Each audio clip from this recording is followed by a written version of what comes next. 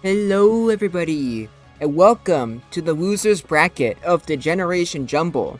We have Anir versus Mint 1914. Both of these players ended up being pretty experienced, and they both put up great battles in their first performances. I am very much looking forward to seeing how this goes.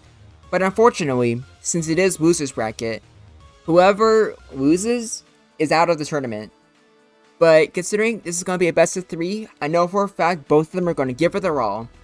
And I already know a little something about the second game, which I won't spoil now. You just got to see for yourself.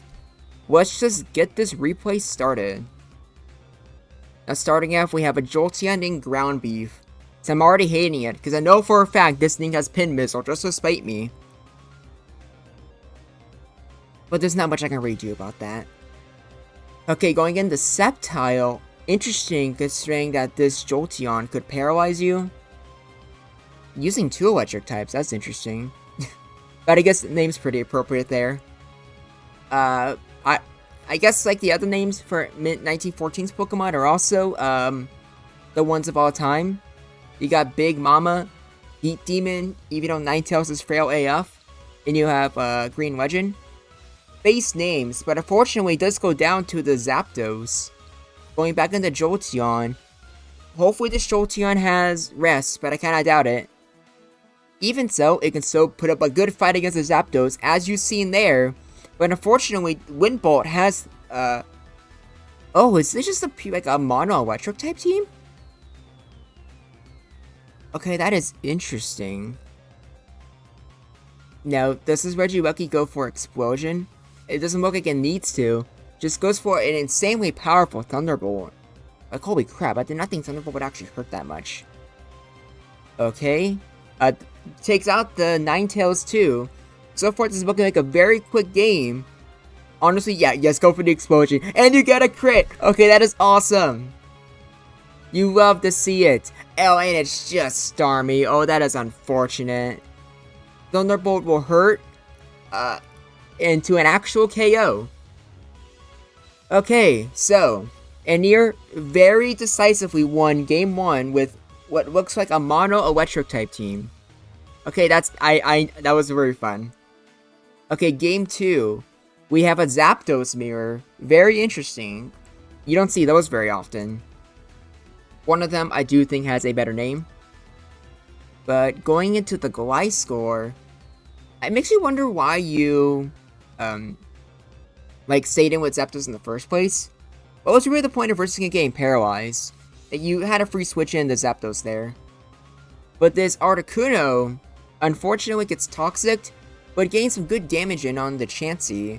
It will have a chance to go for Reflect, but this really just shows just how powerful Articuno's Blizzard is. Though you should probably just switch out, that way you can get rid of the poison. And this is the Chansey with Defense Curl and Reflect. I honestly could not tell you if that is scary or not. Because yes, this Chansey is literally unkillable. Because now it's just super tanky, both physically and specially. But also, we already know it has Soft Boiled. So it only has like one move to actually progress the game. However, I do gotta say, even though that for most of these replays, I've been like, sort of, criticizing people who just stay in with trapping moves, I do think this is the one point where it's actually really justified. Because with how unkillable that Chansey really is, you definitely just had nothing else you can really do there. You go into Skarmory, which is interesting. Get the Toxic on the Chansey. And considering like the set this one has, Toxic isn't actually that bad here. Going for the Reflect, Leer also does a good job against that specific Chansey set, which is hilarious.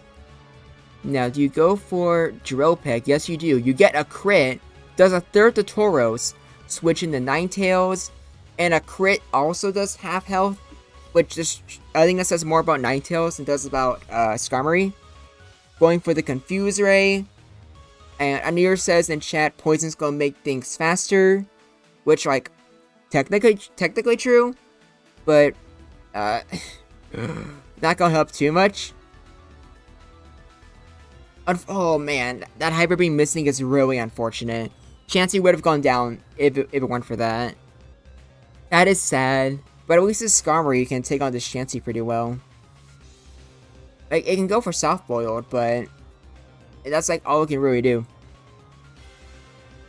It can go for defense curls and try to combat the Leers, but every single time it does that, it's taking poison chip damage. So no matter what, Anier's progressing. But so far, this could be anyone's game. We're already on turn 40, and there is not a single casualty so far. And that is crazy. In fact, I already know how long this game actually is. This is by far the longest game in the Generation Jumble so far. So already, these two will be getting a big round of applause. But how long will this battle last for exactly? You're just gonna have to watch and find out. Now, I think you probably should have gone for Drill Peck instead of Leer there. Because at some point you had to have gone for it. And you had like plenty of opportunities just to get some damage in the Chansey. It's not really doing anything to hurt you. So even if like it like builds a whole bunch of defense, you're still getting chipped with poison, so not really any reason not to attack. Goes for defense curl, but that just like cancels it out basically. Going into Ninetales, you get another Leer. Going into Moltres, and I'm assuming this Moltres has Hyper Beam, so you probably should just be going for that instead of Fire Spin. So once again, I will be like clowning on people for using trapping moves. Seems like I just cannot escape people using them like ineffectively in this tournament. But now, what does the Skarmory do here? I personally would have just gone for the Drill Peck, because if you would have gotten a crit, you would have killed it, and if you didn't, you would still be doing a lot of damage. I think Anier is probably playing a little too passively. Seems like they could be doing a lot of stuff that could be progressing them a lot more, in my opinion. But it's not a big deal, since I admit 1914 isn't really doing anything to like re-threaten them. The Ninetales does take out the Zapdos though. Not sure why you... Oh, what was the Gyarados at? The Gyarados at 33, but it was probably still worth going to that over Zapdos. Zapdos is just a more valuable Pokemon. But now, the Moltres survives, and it does in fact have Hyper Beam. You should have used that a long time ago, my guy. Sceptile comes in. You go into Articuno? Which, I mean, it's going to do a lot of damage, yeah. But the Articuno has Rest. Okay, that is cool. That's really cool. And, funny enough, just really relevant for this game. Going into Skarmory, which I can see for the defense, but it can't really hurt Tracheon. Gliscor's probably your best bet here. But even then, it 2-hit KOs you now that it has a Sword Stance up. It misses the Rock Slide, unfortunately, so this Gliscor will in fact get a KO. Also, how come everything else has like a nickname except for the Tracheon? Like, well, what the heck? That's just mean. Articuno versus Tauros? I feel like you should probably just switch into Skarmory? Or just sack your Moltres. Your Moltres is literally at like 5%. It's not doing anything for the rest of the turn. Like, you're just asking for like a crit. You're basically begging for one of those. One of your most valuable Pokemon is now taken out. Okay, Skarmory gets lucky. It dodges a Blizzard, but it's still kind of dangerous, but not as bad as what Articuno was just going through. But still, though, like, I don't know. Like, their Skarmory seems like by far your most valuable Pokemon here. So I don't think you should just risk it getting crit by a Tauros. And also, for mid 1914, probably should have switched into their Zapdos, in all honesty. Do you go for an Earthquake? No, you go for a Rock Slide. Which, I guess that's fair. But, like, I don't know. Sceptile goes for Sword Stance. Not gonna do much against the Skarmory. Thunder Punch is gonna hurt a lot, but Drill Peck will take it out. Okay, going into Zapdos. You finally, like, get rid of your, oh, that is unfortunate. But at least this, Zapdos got paralyzed. Goes into Chansey. You outspeed. so you can finish it off with an Earthquake. Okay, going back into Tauros. Yeah, sacking the Gyarados is probably fine here. Like, it's going to survive another turn, but not a big, like, doesn't really matter. Now, you go into Skarmory. I'm assuming you're going for Rest. I'm correct. You're going for Rest. How many Blizzards does it have left? Okay, it doesn't matter. You don't switch into your Gliscor? Why? Like, that... I think that just cost you the game. Like, 100%. I do not know what Anir was thinking there. But, Mint 1914 won that match. So I guess we only have one more. Okay. So final round. Let's see. Porygon Z and Zapdos. Anir going for Mono Normal. So I guess for all of their teams, they, like, were using Mono types. That's actually pretty cool. I can respect that a lot. I'm assuming Normal will probably be the strongest team. But I kind of like their flying team, not gonna lie. And I wish I could see more of what I'm assuming is a Mono Electric type team. Are there even 6 Electric types you can use in Gen 1? Let me think here. Jolteon, Zapdos, Regieleki, Electabuzz, Electrode, and then Magneton? I guess technically, but it doesn't seem very good. Body Slam on Chansey is interesting, but if it really is a Mono Normal team, that is just completely useless. Going into Tauros. Tauros gets a crit on Body Slam. That's huge. Now, taking out the Chansey is a big deal, especially if you really are using a Mono Normal team. You got a Tauros Mirror. No, you don't. You switch into the Zoroark. Eats that Body Slam easily. Gets a critical Body Slam of its own. So now, it will survive the Earthquake, go for Hyper Beam, finish off the Tauros. You go into Terrakion, you hit Bitter Malice, which is pretty cool. You get an attack drop on Terrakion. And this Zoroark already did its job. Take out one of the most dangerous Pokemon. Going into Ninetales, we get hit with an Earthquake. Even if that Terrakion had Double Kick, it was probably going to lose that battle.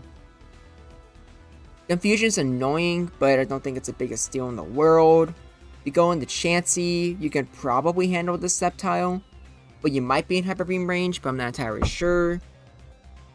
What did they go for? Going for a Sing. Unfortunately, they hit Ninetales, which is just the most useless Pokemon. I could not mean be rude, but like the Ninetales is just so like gosh darn frail. And you're staying in with it, which is interesting. But all that really did was give Anir a safe switch into Tauros. Okay, going back into Chansey. Eats that Thunderbolt. You go back on Terrakion, but I don't think you have Double Kick on this. I don't think it matters though, because even Rock Slide still does a lot of damage. And with Poison, it's basically a 2-hit KO. But now that Terrakion is asleep, you're staying in. Did you just forget to Snorlax that Earthquake? I'm not entirely sure. Probably just switch into Zapdos there.